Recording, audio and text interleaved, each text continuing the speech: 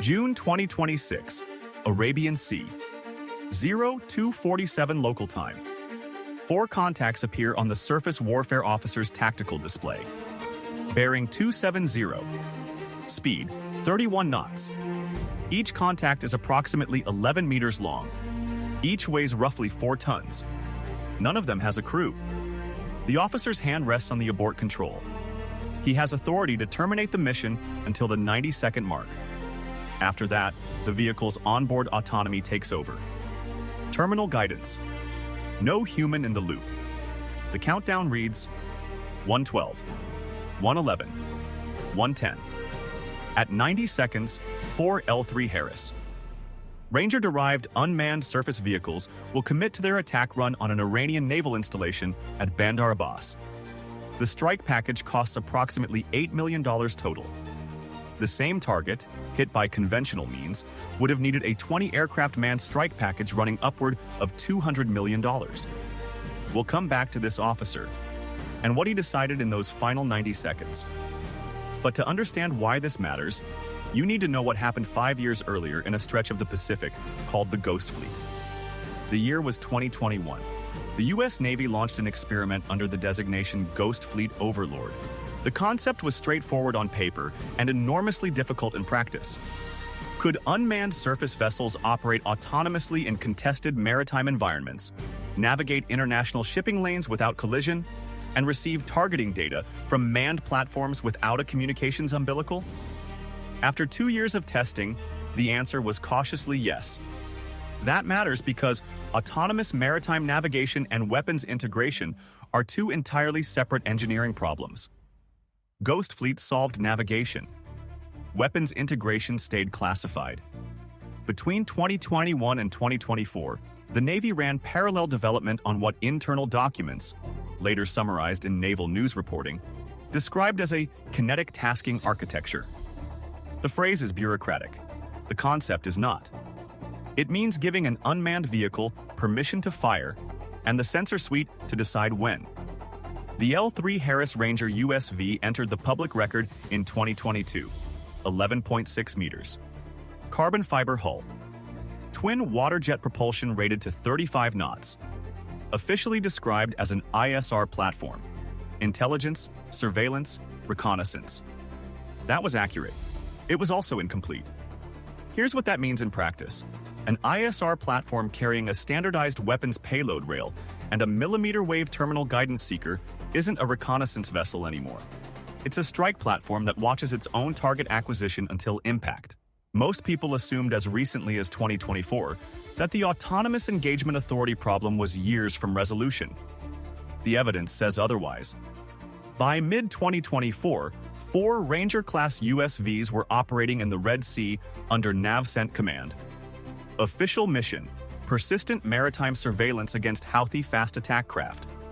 What the after-action summaries noted, in language that required careful reading, was that the vehicles had demonstrated full sensor-to-effector integration in a contested electromagnetic environment. That doesn't describe a surveillance mission. That describes a weapons system that has closed its own fire control loop. I went through CENTCOM's published statements from that deployment period, and one phrase kept appearing in different forms: Enhanced Response Authority. It surfaces in 3 separate briefings between August and November 2024. Never defined. That gap is where the June 2026 operation lives. By January 2026, the situation in the Arabian Gulf had deteriorated in a specific and measurable way. Iranian Revolutionary Guard Corps Navy fast boats had conducted 7 harassment incidents against U.S. and allied commercial shipping in a 40-day window. Each incident followed the same pattern. IRGCN vessels would approach within 300 meters, conduct what Iran called inspection maneuvers, and withdraw before any engagement threshold was crossed. The pattern was deliberate. Iran understood U.S. rules of engagement. They were operating inside the gap. The consequence is direct. If an adversary can calculate your engagement envelope with precision, they can operate inside it indefinitely. That gap drives the entire logic of what happened in June. The obstacle the Navy faced was jurisdictional, not technical. A manned strike on an Iranian naval installation would trigger an escalation ladder with consequences extending well beyond the Gulf. A Tomahawk land attack missile strike, the conventional solution, requires presidential authorization for strikes on sovereign nation infrastructure. Processing time: minimum 72 hours under normal NSDD protocols.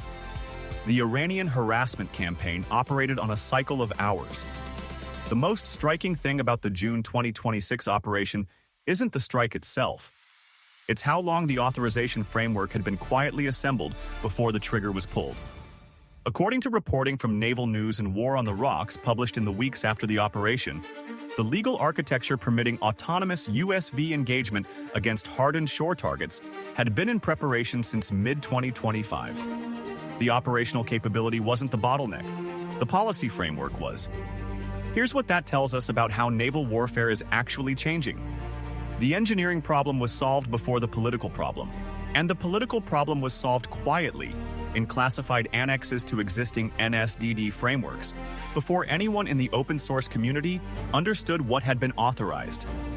That matters because it means the next time this capability is used, the authorization cycle will be measured in hours, not months. Subscribe. Next week, we're breaking down the full sensor weapon integration architecture of the Ranger USV class, including what the terminal guidance seeker can and cannot engage autonomously. Unpopular opinion: the Navy's decision to keep the June 2026 operations authorization framework classified, even in summary form, is the wrong call. Not for transparency reasons, for deterrence reasons.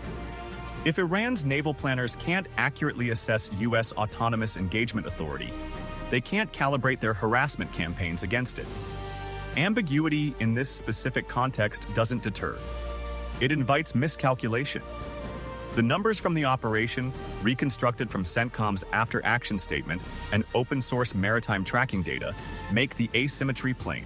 A conventional strike on the Bandar Abbas naval installation, targeting the IRGCN fast boat pens and associated fuel infrastructure, would have required by standard USAF planning assumptions. 4 FA-18EF Super Hornets from Carrier Air Wing 5 aboard USS Carl Vinson, 2 EA-18G Growler electronic warfare aircraft for seed suppression, and E-2D Advanced Hawkeye for battle management, a minimum of 8 AIM-120D AMRAAM missiles for defensive counter-air coverage, and 4 GBU-31 JDAM munitions for the strike itself. Estimated cost for a single sortie, between $180 and $220 million. Air crew at risk: 6 personnel in potentially contested airspace, within range of Iranian Tor M1 and Bavar 373 surface-to-air systems. The June 2026 USV strike package: 4 Ranger-derived vehicles. Estimated unit cost: between $1.8 and $2.2 million each. Total package cost: approximately $8 million. Air crew at risk: 0. Radar cross-section presented to Iranian air defense: negligible. A surface vessel at water level offers no viable engagement profile for systems designed to hit aircraft. The cost ratio is 25-1. The personnel risk ratio is 6-0. What do you do as a naval planner when those numbers are on the table? The answer shapes every procurement decision the Navy makes for the next decade. The June operation unfolded in 47 minutes from first weapons release to terminal impact.